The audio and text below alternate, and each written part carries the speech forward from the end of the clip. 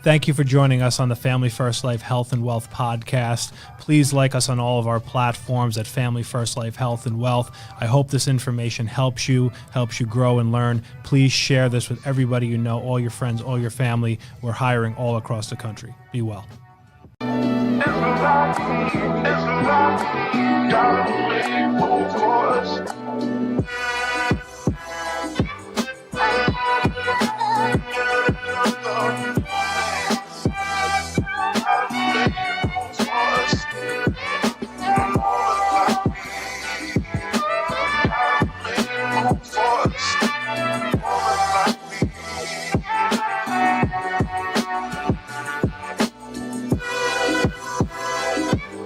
Everyone to the Health and Wealth podcast. My name is Steve Giordano. I am extremely excited for today. We have an awesome guest, Mrs. Holly Bailey. How are you today, Holly? I'm doing great, Steve. How are you? I'm terrific. First, round of applause. Have to have the round of applause for you. Thank you. So Holly is been with FFL now. How many total months has it been? Maybe 4 or 6? Maybe 6. 6. 6. Okay, I thought so. Okay, yeah. Cool. So I wanted Holly on because she has a tremendous story of overcoming adversity, hard work, making no excuses, and she does things very unorthodox. And she created virtual before virtual was cool, as we kind of just went through. So first, Holly, just tell us a little bit about a little bit of your background in Arkansas and what brought you to FFL. Okay, so my background, I went to college for psychology, but as far as jobs, I've been in sales since 2009. I sold my first car within my first hour on my first day at the car lot, and I was hooked. The thrill of that sale, that adrenaline rush you get, I was instantly hooked. Then in 2010, my husband deployed to Afghanistan. And I wanted to make sure that I had, my kids had a little more stability, and I didn't want to put them in daycare. I wanted them to be home with at least one of their parents there with them, because dad was already gone. So I started looking for ways to make money from home online. Then in 2010, I jumped pretty much from direct sales or network marketing company to network marketing company, trying to find the one that was going to pay the best and help me with financial freedom. They all promised it, but nobody really delivered that. But when I found Family First Life, I was selling some liquid collagen products and weight loss products that were extremely overpriced and underperformed. But I was at the top of the comp plan. The top of the comp plan there is 36%. It just wasn't cutting it. So I was scrolling through Facebook one day and found a Family First Life ad on my news feed, and as they say, the rest is history. Very good point. And last month wrote 10 grand. So far this month, you've issued 10 grand in the first 2 weeks. Last week you submitted 13. So you're absolutely on the upswing of personal production. I wanted to touch upon this. You've had some health adversities. You're a cancer survivor about a year ago. So talk to us about that and how you kind of keep yourself positive through some health adversities that you faced. So I've been battling a condition called endometriosis for nearly my entire life. I think my first symptoms started showing up when I was 13 years old. That led to some different surgeries here and there, a bunch of different medications, extreme pain. I ended up with where it's a condition called frozen pelvis, and all the muscles and the organs and everything in my pelvis had completely just fused together, and I couldn't even walk on my own. So I ended up going in for surgery. I had a total hysterectomy in July of 2020. It was July of 2020. And while they were in there, they found out that it wasn't just endometriosis, it was endometrial cancer as well.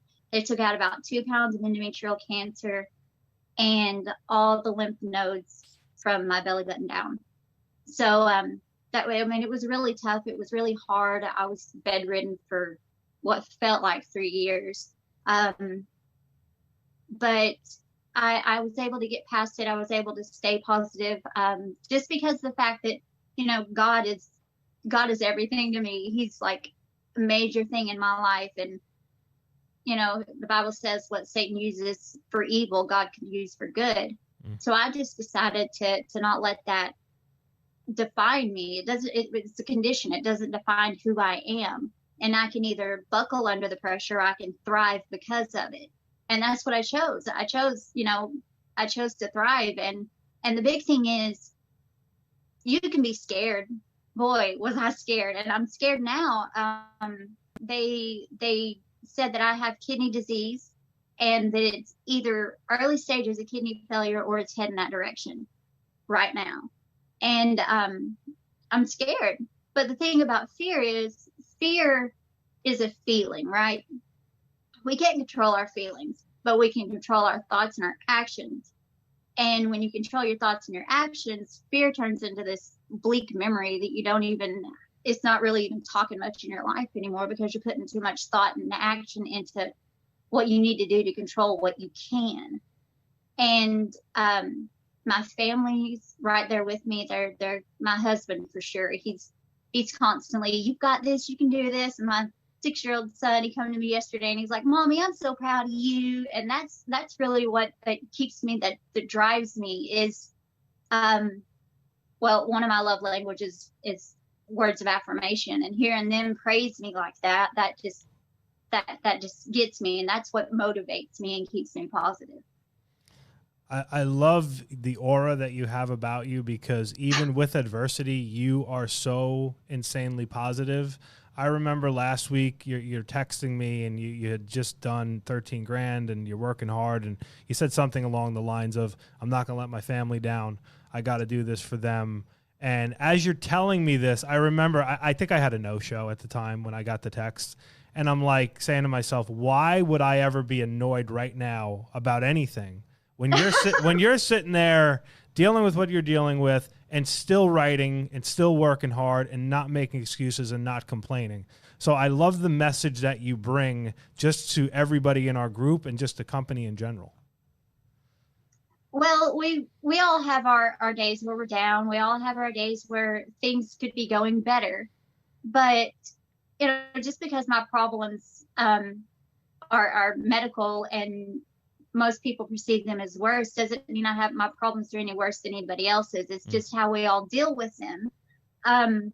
We just have to, like I said, you can't control your fears and your thought or your feelings, but you can control your thoughts and your actions. And when you start taking okay, so I was talking to my husband one night. I was really down. Depression had reared its ugly head after they told me that I possibly had kidney failure. And so I was really down and out, and I was crying, you know, being the emotional woman that I am. I was, well, you know, you're married. Yeah, I know. So we all have those moments, and I had a major one that night, and I was really upset. And I was talking to my husband, and it hit me. The biggest thing that I was the most bothered by was my lack of control. I had no control over what was going on in my body at the time. I had no control over my health conditions, you know, but I instantly thought, you know what? I don't have control over my health at the moment. I will.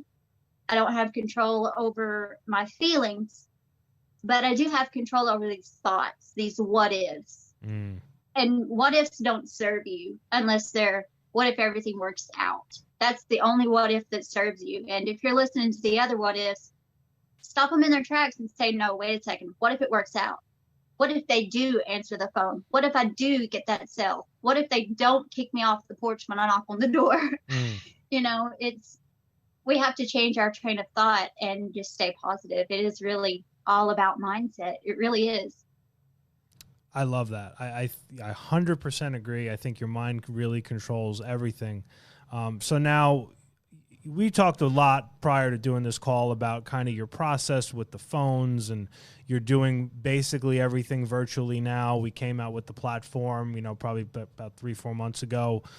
Walk me through a little bit in the way of your lead flow, and then how you manage the phone to set up appointments for kind of the sale right then and there. Because I thought it was amazing when you went through it with me.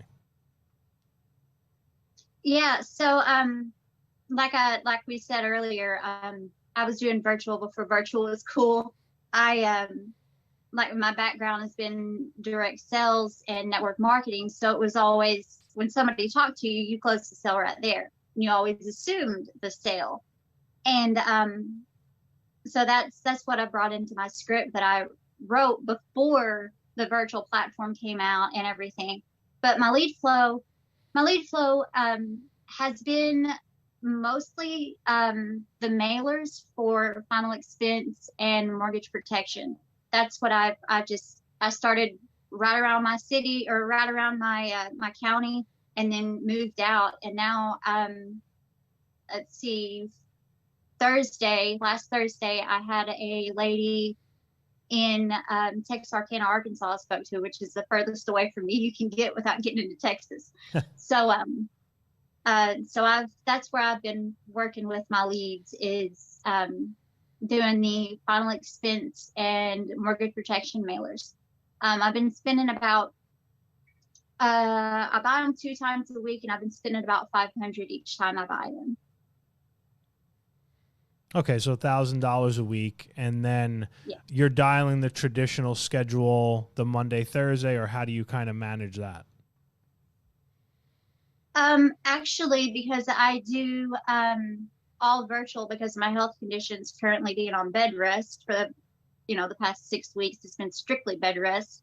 I've been calling every day. I call Monday through Friday, just like if he was out in the field, on Tuesday and Thursday, or Tuesday and Wednesday, and then Friday, Saturday, and Sunday, you're out in the field. Well, I call every day. I'm on the phone every Monday through Friday. And because I have those 2 extra days, Monday and Thursday, where I'm actually, on the phone like you guys would, but I'm also doing those 2 other days. I usually take the weekends off because my husband has off those weekends. And, but I'll do text messages and stuff over the weekend, to people that have reached out to me asking. And if I close them, great, but I usually just do Monday through Friday, and I call every day. I love that. So now walk me through how you set things up on the phone to make the sale virtually. Are you doing more of the one-step close? Are you doing more, I'm setting it up for a Zoom? Walk me through that setup. Okay, so usually I try to close them on when they pick up, I try to close them on that first call. If they're uncomfortable giving out their information over the phone, I'll set up a Zoom appointment with them. But in today's day and age, most people aren't. It's not out of the norm to buy something. You call your in your auto insurance and have to pay your bill over the phone. It's not out of the norm to have to give information like that. Some of the older generation do get a little iffy, a little scared about giving their information out over the phone. And if it comes down to it, I've already got their quote and everything set up. I've already got everything hammered out as far as, their date of birth, any of the health questions. I've already got it all hammered out. Applications ready to be submitted. I just need their information for, payment. I'll just set a time to go out and get their information, and it makes it so much easier to just put their information in, hit it, submit, and then I can come back home to my bed where I'm supposed to be. Okay. So now you talk a lot about psychology, and I think that's why you're having some success here, because I'm a big believer in the psychology of the sale and some of the things you say, the way you say it. What are some of those things that you're saying on that initial call to get people to then get to, we're doing an application right now? Okay. Do you want to just go through my script? Yeah, do it. Okay. Ring, ring. Hello? Hi, good afternoon. Is this Steve? Yes, it is. Hey, Steve, this is Holly Bailey. I'm calling you with Family First Life out of Cave City. How are you? I'm doing great, thanks. Oh, wonderful. Okay, the reason for my call is that you requested a life insurance quote sometime back. Was an agent able to get you set up with a policy? Yeah, we actually did get one. Oh, perfect. I'm so glad somebody was actually able to help you out. A lot of times I get the fact that, somebody dropped the ball, and I'm glad that wasn't the issue with your case. Do me a favor.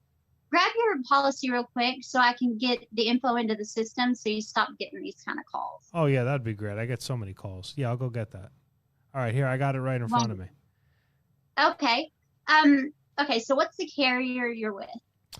I have Mutual. Okay. What's the face value on that policy? 30,000. 30,000. All right. Now is that a term policy or a whole life policy? Whole life. Okay. Now, what's the monthly premium that they're charging you for that? I'm paying about 180 a month. 180, really? Wow, okay, that's interesting. Okay, so as part of my job, I'm able to cross-check several different carriers to compare rates. Do you have any objections to me running a few quotes to see about getting you a policy at a better price? No, I'm all about saving money. Awesome, perfect.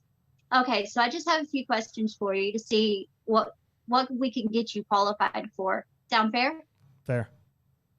Okay, so I have your date of birth as 7/6 of 83. Yes. Okay. Do you have any major health issues? A little bit of diabetes, but nothing crazy. Okay. Are you on any medications for that or anything else? Just metformin. Okay. Who would you like your beneficiary to be? My wife and my daughter. Okay. What's your wife's date of birth? She is 6/5/82. Okay. And her name is? Margot.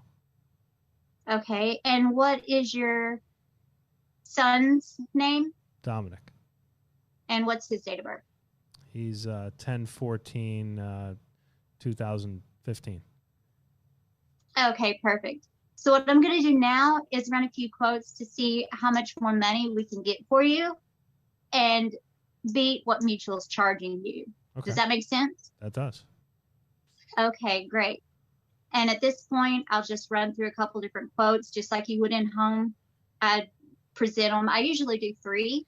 I'll do, the lowest price, the absolute, what we would consider the lowest as not giving them enough of what they need.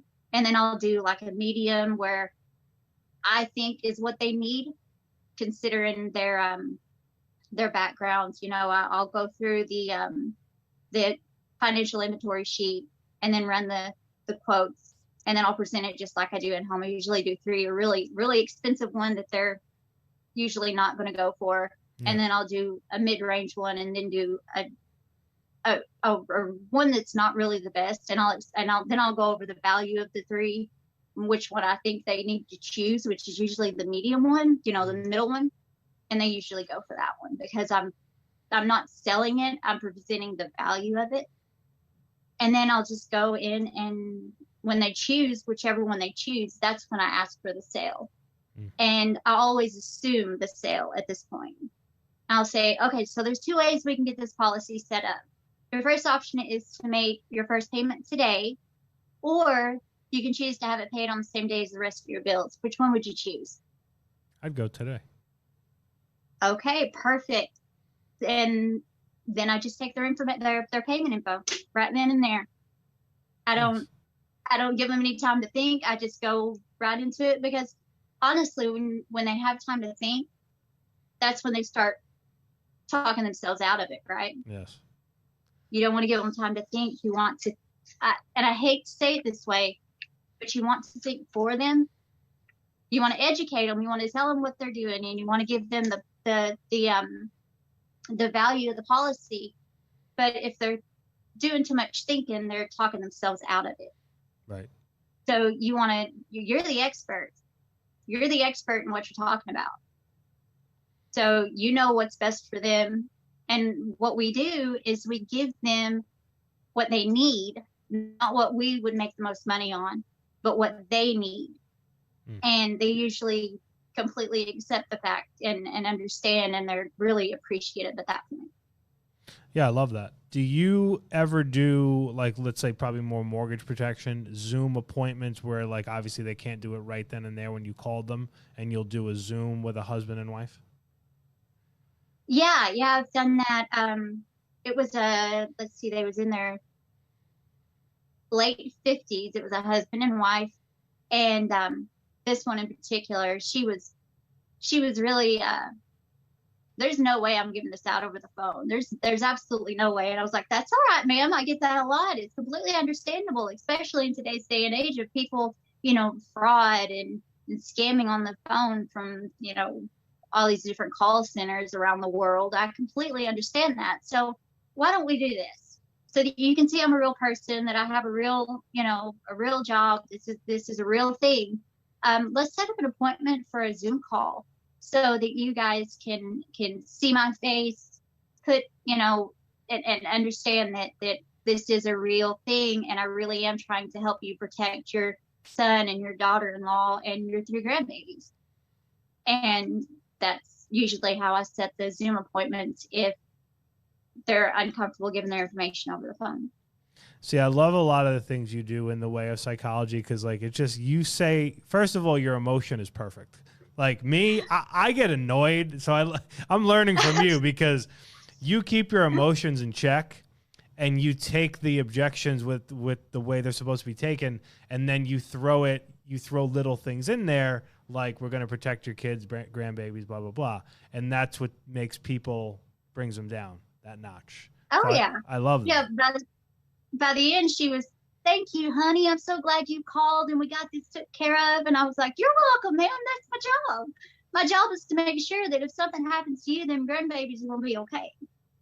And because we're, from small town Arkansas, most of the time the people that I see are small town Arkansas, and they, having that y'all come back now, you hear kind of attitude is what makes them just, oh, thank you, honey.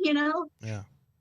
It just makes my day. The other thing that is very impressive in what you've done thus far is you don't have a local office that I know of near you, correct?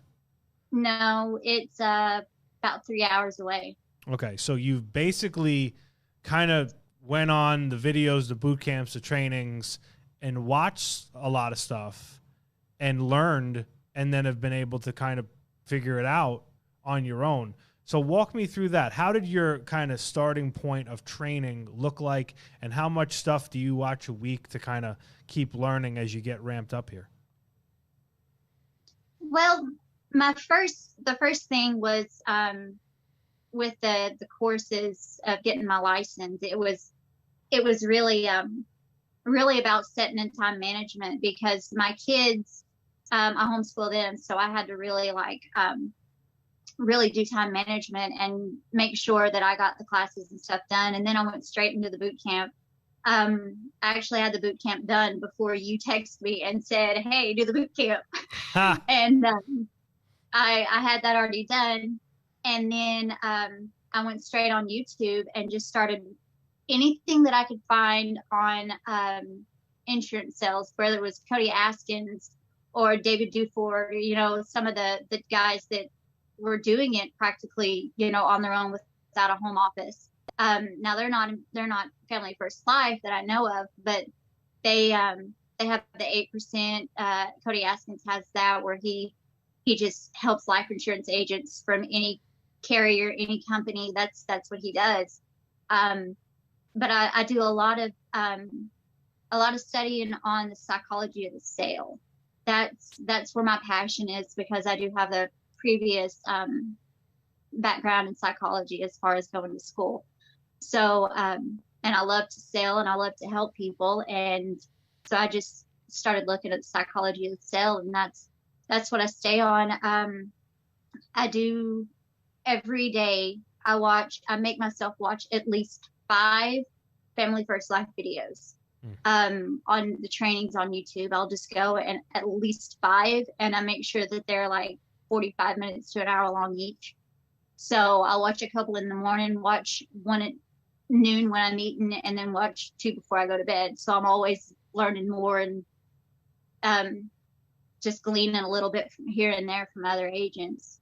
So I love that. There's 2 things I really love about what you just said. Number one, I think one of the biggest things that people talk about in the beginning is I need to know every product.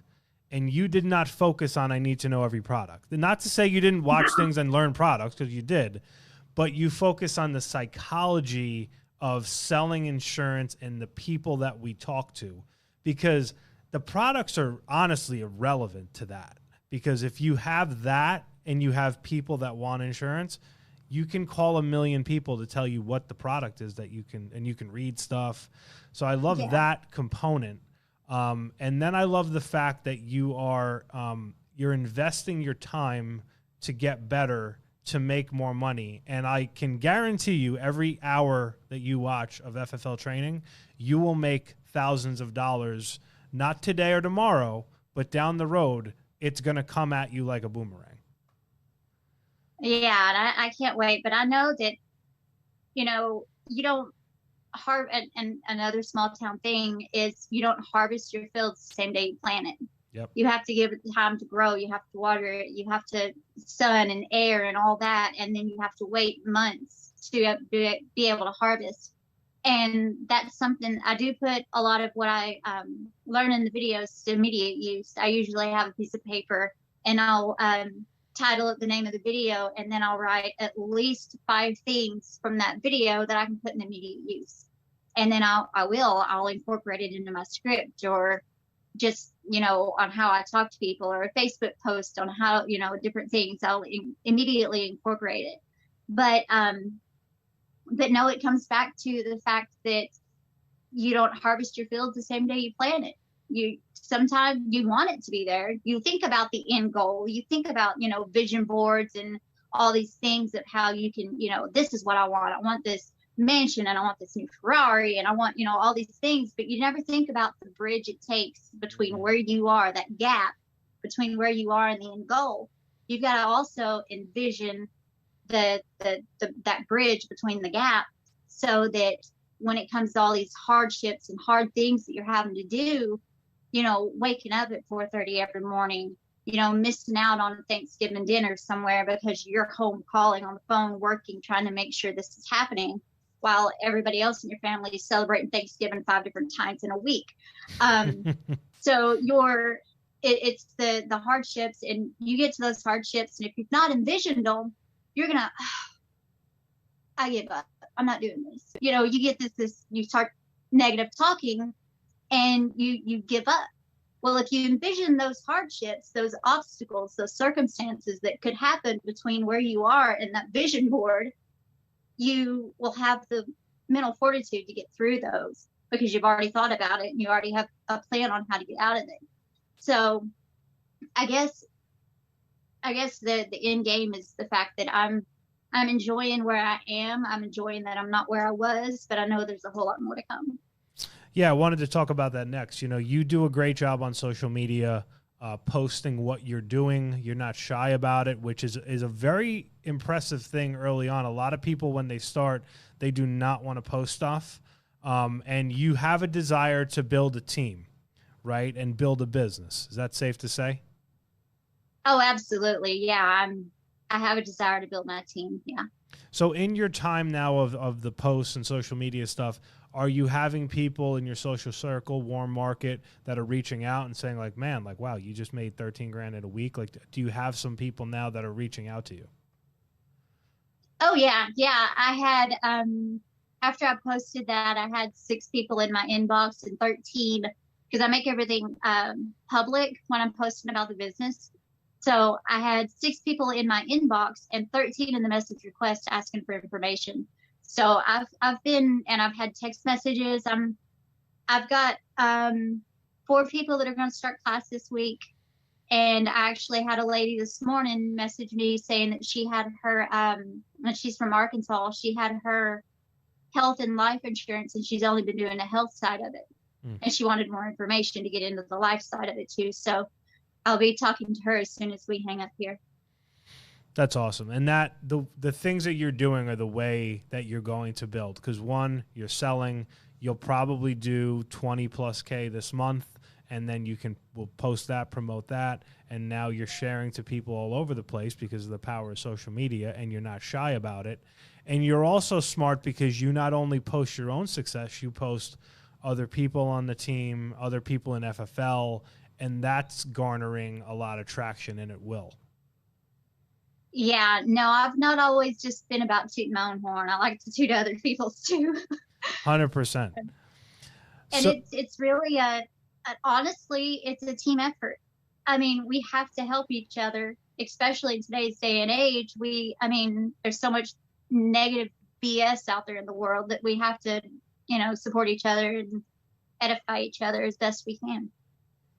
Absolutely. I love it. So if anybody wants to work with you, what's the best way that someone can connect with you to do so? My Facebook profile would be my business profile for Facebook. It's Holly Bailey Insurance LLC. That's the best way. They can message me there, and it won't get lost in all of the personal messages. I can see it real easily. Awesome. Well, this has been incredible. I think the way that you handle yourself on a daily basis, the way that you overcome adversity, I think it's going to really speak to a lot of people, because a lot of people that watch these podcasts, everybody's dealing with stuff, and nobody knows what anybody else's issues are. So the fact that you're able to deal with things with a positive attitude, understanding that you're going to take care of your family, I think is a testament to who you are, your belief in the Lord. And I'm just blessed to work with you, call you a business partner and a friend, and have you on the team. Oh, thanks, Steve. That I definitely wouldn't. I don't know that I would be able to do this without your encouragement and your support. Number one. Number two, it is God for sure. Without him, I would be completely a heap of blubbering mess in the corner of my room somewhere. But without the foundation that you guys have set for us newer agents, we honestly, I don't know that it wouldn't be possible, or other companies would be doing the same thing. So thank you and the rest of the leaders and the top earners for paving a good road for us to follow. I love it. Now we got to make sure you're going to be good and healthy enough to get down here for convention in February. So yeah, have you looked into that? I have looked into it. I've been last night or the night before, I was already looking at hotel rooms and flights and everything so that I could go ahead and figure out when I'm coming and where I'm staying. I love it. You going to bring your husband, or does he got to stay home and work?